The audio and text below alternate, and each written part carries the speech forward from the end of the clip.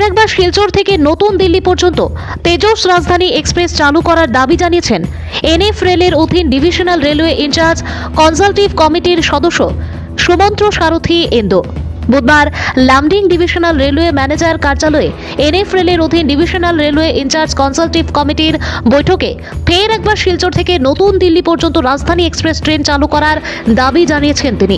পাশাপাশি শিলচর ও ত্রিপুরার উদয়পুর পর্যন্ত প্রতিদিন জনশতাব্দী এক্সপ্রেস ট্রেন চালু করার প্রস্তাব এদিনের বৈঠকে রেল আধিকারিকদের সামনে তুলে ধরেছেন তিনি।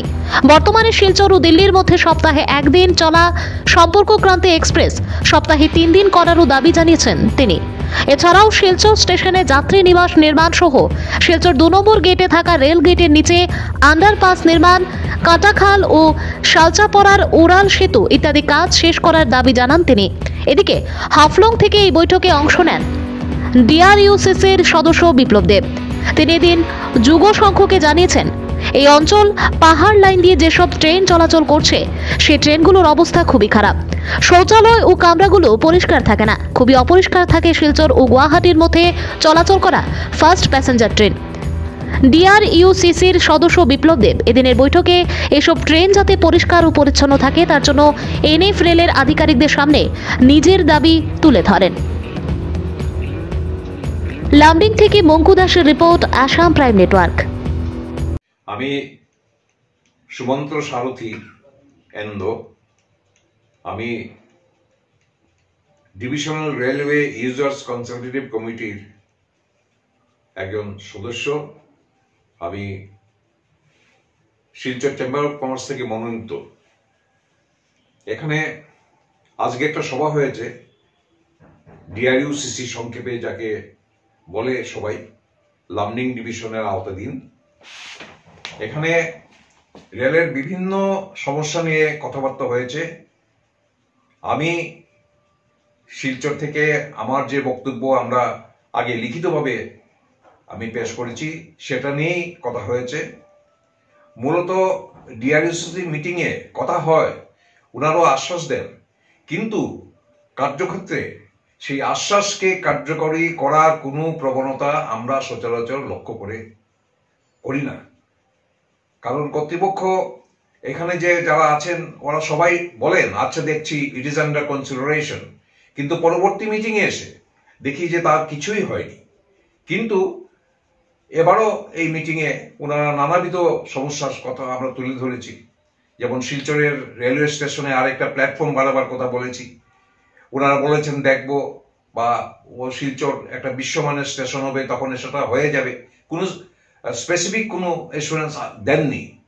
শিলচরের থেকে সম্পর্কান্তি এক্সপ্রেস সম্বন্ধে আমি বলেছি সপ্তাহে 1 দিনের বদলে সপ্তাহে 3 দিন করার জন্য, সেটাও বাস্তব, কিন্তু সেটা ওনারা বাস্তবায়িত করেননি। গত বছরও সেই পয়েন্টটা আমরা বলেছিলাম। শিলচর থেকে একটা রাজধানী এক্সপ্রেসের কথাও বলেছিলাম, ডিব্রুগড় থেকে রাজধানী এক্সপ্রেস আছে, কেননা শিলচর থেকে হতে পারে না এটা? কিন্তু ওনারা কোনো তার সদুত্তর আমাদের দিতে পারেননি। তাছাড়াও শিলচর থেকে আগরতলার হয়ে উদয়পুর পর্যন্ত জনশতাব্দী এক্সপ্রেস প্রতিদিন করার জন্য আমরা দাবি রেখেছি। শিলচরের অদূরে রামনগরে যে লেভেল ক্রসিং আছে তাকে অ্যাভয়েড করার জন্য একটা আন্ডারপাসের কথা বলেছি। প্রায় বিগত 2 দশক ধরে শিলচরের অদূরে কাটাখালে এবং শালচাপড়াতে 2টো ওভারব্রিজ পরিত্যক্ত অবস্থায় পড়ে আছে, অসম্পূর্ণ অবস্থায় পড়ে আছে। সেটা সম্বন্ধে রেলওয়ে কর্তৃপক্ষ কোনো সদর্থক পদক্ষেপ নিতে পারেননি, সেটা অত্যন্ত দুঃখের। এবার বলেছেন ওনারা সেই বিষয়ে যথাবিহিত অনুসন্ধান করে কাজটাকে যাতে এগিয়ে নিয়ে যায় সেই জন্য সচেষ্ট হবেন। ঠিক আছে। नमस्कार, मेरा नाम विप्लव देव है। मैं डीआरयूसीसी का मेंबर हूं। तो मैं रेलवे पैसेंजर्स इम्यूनिटी एसोसिएशन से रिप्रेजेंट करता हूं। तो आज लमडिंग जो डीआरएम का ऑफिस है वहाँ पे आज डीआरयूसीसी का एक मीटिंग हुआ है। तो इस मीटिंग में मैंने भी पार्टिसिपेट किया है। तो वो मीटिंग ठीक ही हुआ आज, लेकिन लास्ट ईयर जो मीटिंग हुआ था उसमें जो हम लोग ने जो प्रस्ताव रेलवे को दिया था उसमें काफी ज्यादा जो पॉइंट्स है वो पॉइंट्स आज तक फुलफिल नहीं हुआ है। तो ऐसे रेलवे जो डिपार्टमेंट है वो डीआरवीसीसी का मीटिंग करता है, लेकिन डीआरवीसीसी मेंबर्स जो है, जो लोग यहाँ पे प्रस्ताव रखता है रेलवे जो ऑफिसर्स है उनके पास, लेकिन इसका जो सफल वास्तवायन नहीं होता है।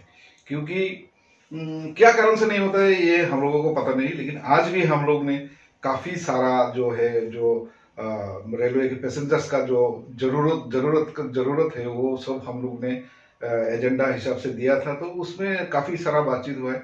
तो मेरा जो न्यू हाफलोंग का जो मैं प्रस्ताव दिया था उसमें था, जैसा कि जाटिंगा से जो न्यू हाफलोंग जो जाती है रास्ता जो है, जो स्टेशन जाती है, ये रास्ता काफी 1.5 साल हो गया, वो रास्ता पूरा खराब होकर पड़ा है, क्योंकि नेचुरल जो डिजास्टर हुआ था उसमें ये रास्ता पूरा खराब हो गया था।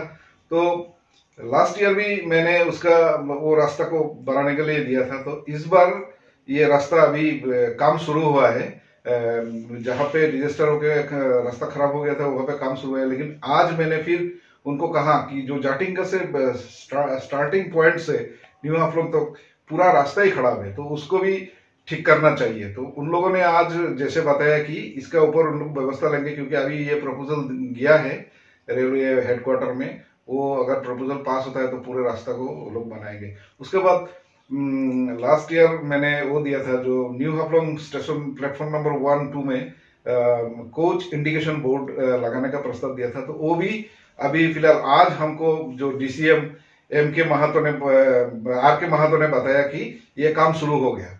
तो हाल ही में कल मैंने देखा कुछ थोड़ा बहुत काम शुरू हुआ है। जो भी हो, ये काम शुरू हो गया। उसके बाद मैंने जो काफी जो पैसेंजर्स है डिमा हसाव का, उनका एक डिमांड था कि जो अगरतला से जो दिल्ली तक जाती है राजधानी तेजस एक्सप्रेस, वो भी मैंने एजेंडा में लास्ट ईयर भी डाला था, इस बार भी डाला हूं। लेकिन आज जो रेलवे का जो डीसीएम है उन्होंने बताया कि डिमा हसाव का डीसी का तरफ से भी एक वो आया है कि वहां पे स्टॉपेज चाहिए। तो वो स्टॉपेज चाहिए आया है, लेकिन ये उनका ये में नहीं है, वो रेल बोर्ड का अधीन होता है। तो रेल बोर्ड से अगर परमिशन मिलता है तो न्यू हाफलोंग में जरूर इसका स्टॉपेज होगा। उसके बाद मैंने वो ये दिया था कि माइबोंग और माहुर में जो कंचनजंगा एक्सप्रेस है उसको ये करने के लिए कि इसको स्टॉपेज के लिए।